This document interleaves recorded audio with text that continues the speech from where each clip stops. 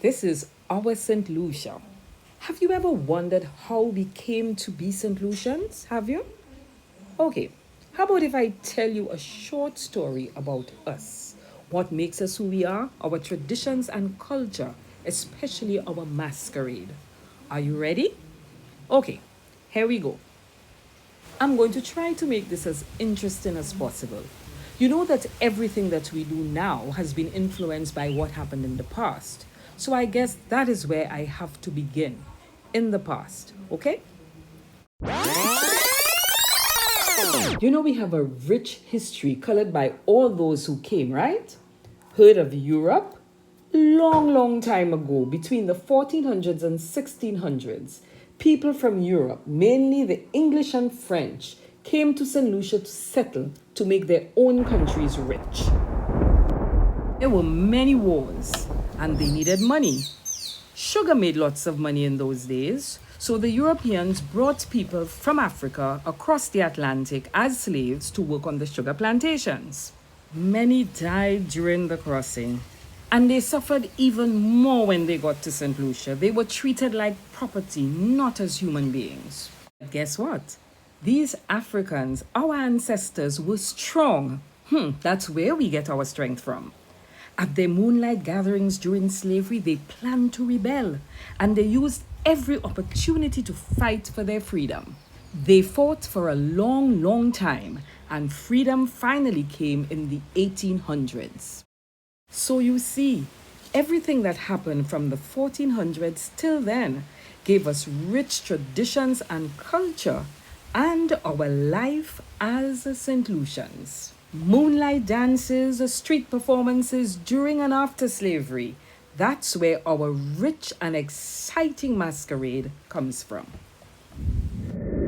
We had many other influences, like the West African religious traditions of Egun, trickster god of the Yorubans, and the animal, plant, and other characters of the Nigerian region and Senegambia. Along with those rich West African traditions, we also had European traditions that were rebelliously copied by the free Africans and gave much color to the character and costumes of our masquerade. The West African god Egun of the Yoruban religion is one of the influences on our Papa Jab character. He is mischievous and strong, whilst Mary Set, pregnant wife of Papa Jab, is patterned off the Europeans' pregnant mother of Jesus in the story of the Nativity.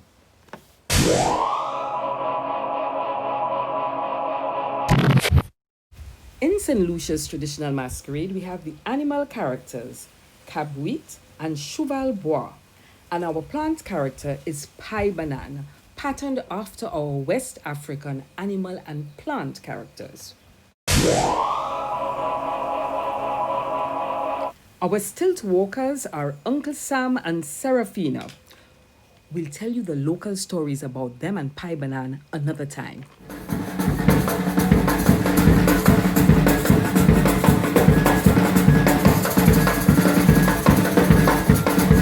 Many instruments used in our masquerade band include the bois or kettle drum, bamboo flute, and goatskin drums from Africa.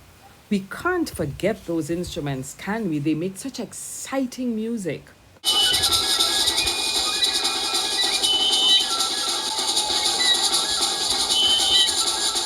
The distinct rhythms and tunes were influenced by both African and European cultures. And you know what else? The language of the chants and rituals.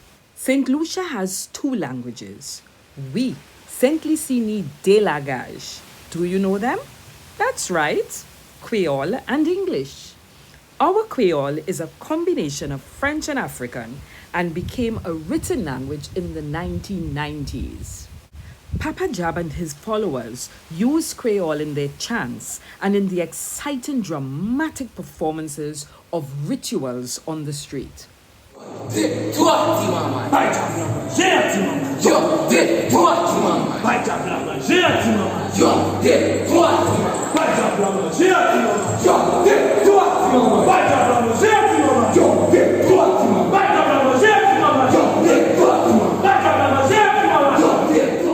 Did Did you enjoy the story of our history? I'm sure you did. But we have so many more stories to tell about our exciting masquerade. But tell you what, we'll do that in another session.